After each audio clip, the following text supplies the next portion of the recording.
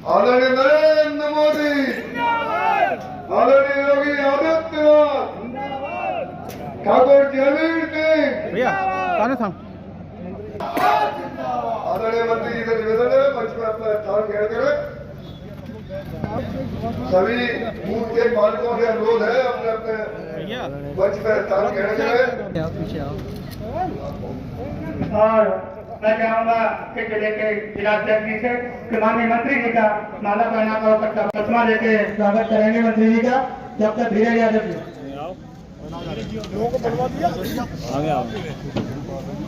सचिन भाई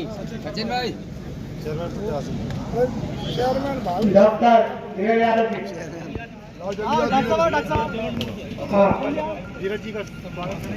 और मैं माननीय मंत्री जी से अनुरोध करूंगा धीरज यादव को पट्टा बनाकर पार्टी में आने के लिए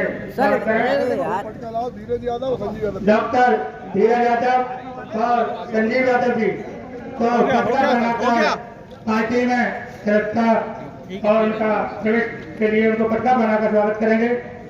हो गया सर। माननीय मंत्री जी आप लोग जो तालियों का स्वागत करिए पार्टी में आने के लिए।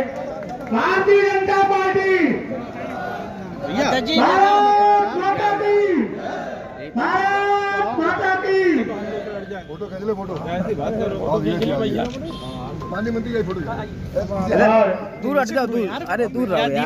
माननीय ठाकुर जयवीर सिंह, माननीय ठाकुर जयवीर सिंह और सभी को पार्टी में माननीय मंत्री जी भाई पीछे ग्रुपिंग हो जाएगी सबकी।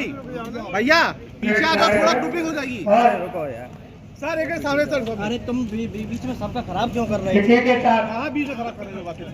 मैं चाहूंगा सह प्रभारी परम आदरणीय चेतन स्वरूप पार्षद जी से एक संक्षिप्त में अपना मार्गदर्शन दें। उद्बोधन अपना बना पाया हरेंद्र तोमर जी प्रधान, आप मंच पर आने का हरेंद्र तोमर जी।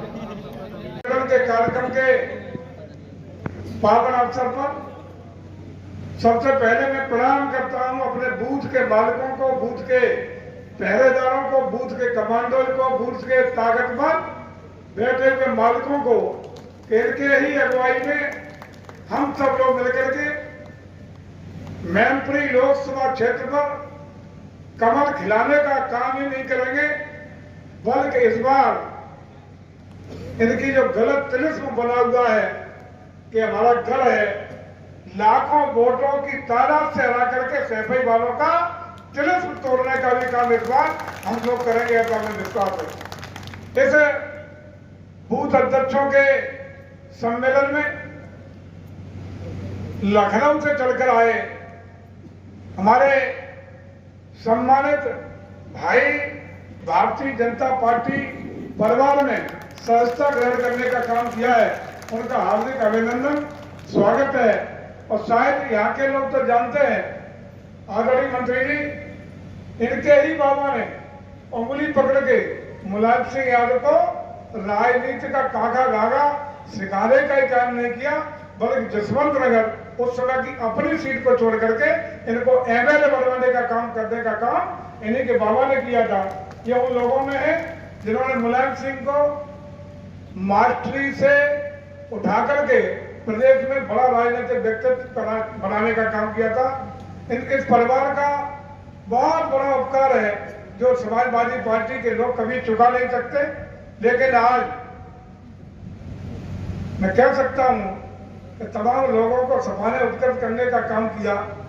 और खास बात यह है माननीय मंत्री जी कि अगर कहीं को दिखाई पड़ता है समाजवादी पार्टी को, तो परिवार के अलावा जाति के लोगों के लिए कुछ है नहीं ना। परिवार के अलावा कहीं कुछ नहीं, चाहे टिकट हो कहीं हो, सिर्फ परिवार दिखाई पड़ता है।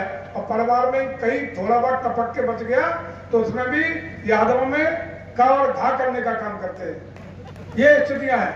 और हम तो कहते हैं कि डॉक्टर अम्बेडकर साहब की 133वीं जयंती का कार्यक्रम है, हम सब लोग उनको विनम्र श्रद्धांजलि देते हैं, उन्हें बहुत बहुत स्वागत और सम्मान करते हैं, उनका आदर करते हैं। इस बात के लिए कि अगर कहीं धोखे धड़ाके में मंत्री जी संविधान में 18 साल से ज्यादा बड़े लोगों को मताधिकार का चुनाव लड़ने का मौका दिया है और सिर्फ महिला पुरुषों को ही मौका दिया है। कहीं धोखे धड़ाके में पालतू जानवरों को भी कहीं अगर मताधिकार के साथ साथ चुनाव लड़ने का अवसर मिल गया होता, कहीं संविधान में व्यवस्था होती तो आज कुत्ता बिल्ली बंदर भी सेफाई की सारी सीटों पर चुनाव लड़ रहे होते। कहीं किसी को टिकट मिलने वाला भी नहीं था। उन्हीं के तो पालतू लोग जो उनका कुत्ता कुत्ता गैया भेड़ बकरियां पाले उन्हीं को टिकट देके एमएलए एमपी सारे टिकट देने का काम करते, क्योंकि वो इस परिवार का भी कभी आदरणीय नथु सिंह जी के परिवार का कभी ऋण नहीं चुका सकते, लेकिन इस परिवार के साथ भी अपेक्षित व्यवहार नहीं किया है। और हम आपको धीरज जी आश्वस्त करते हैं कि भारतीय जनता पार्टी आपके परोपकार का सम्मान भी करेगी और सम्मान किया है।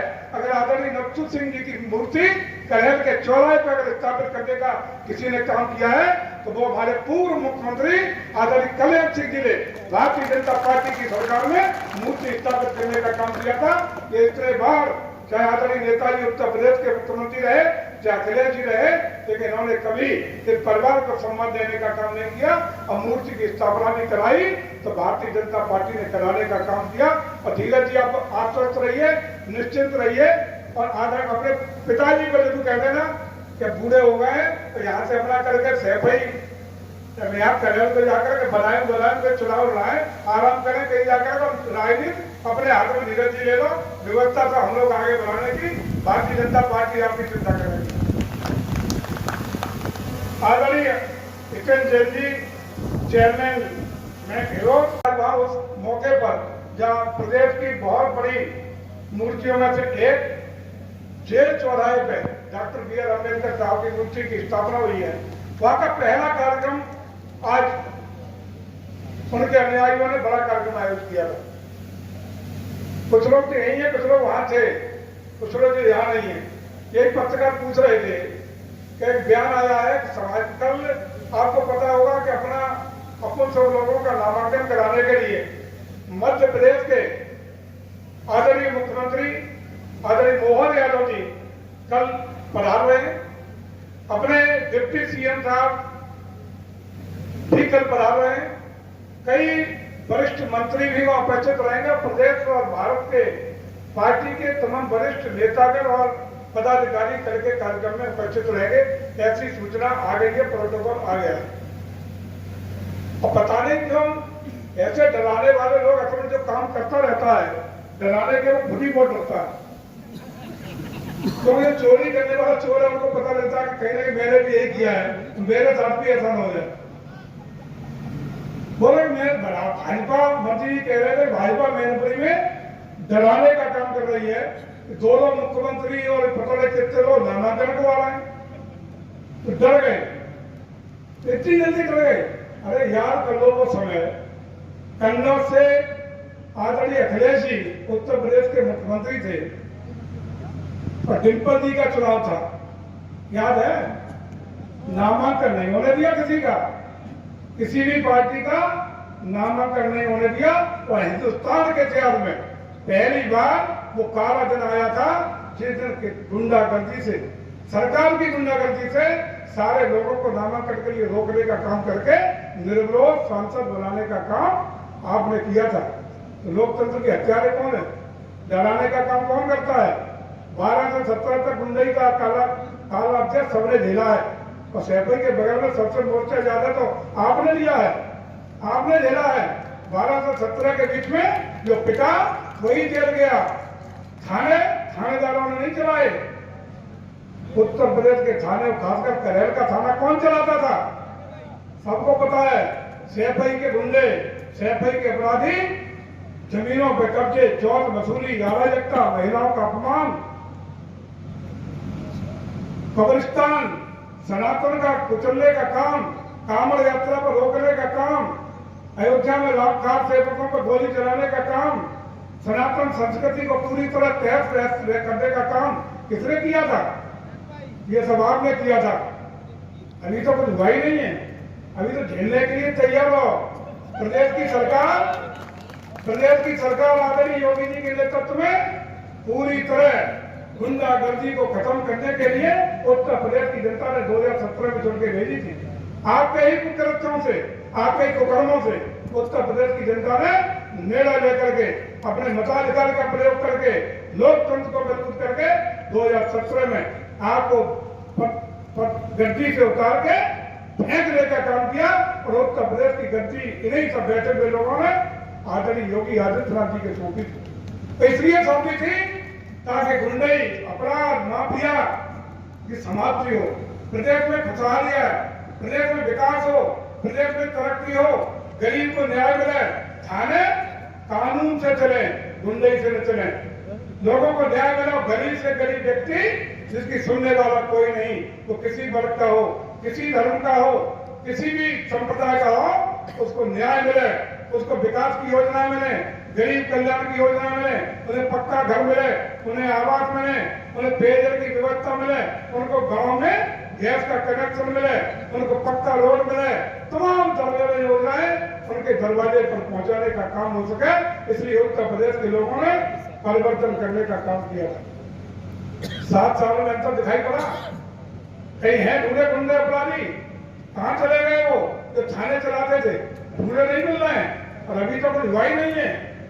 अरे उत्तर प्रदेश की अभी 2 साल ही तो हुए सरकार को, पर ईश्वर ने चाहा तो ये तो का चुनाव लोकसभा का हुआ था। भारतीय जनता पार्टी के प्रत्याशी उपदेव सिंह चौहान से समाजवादी प्रत्याशी बनाने का काम किया। आपने कितने दिन हिसाब मांगना पड़ेगा, हिसाब देना पड़ेगा और हिसाब किताब का चुनाव होगा, मैच का चुनाव होगा। सहानुभूत का चुनाव उपचुनाव था, अब सहानुभूत पे बार बार आप वोट नहीं ले सकते हो।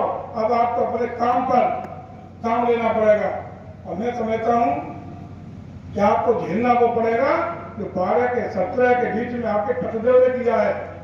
अभी पत्रकार पूछ रहे थे,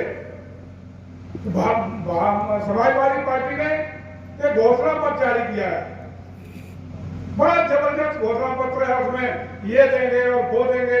हमारे घोषणा पत्र उसका होता है जिसकी साख होती है, जिसका लोग विश्वास करें। घोषणा या विश्वास नीति तब मानी जाती है कि उसकी साख हो। हमने को साख बनाने के लिए अखिलेश जी को एक काम करना चाहिए और करना पड़ेगा।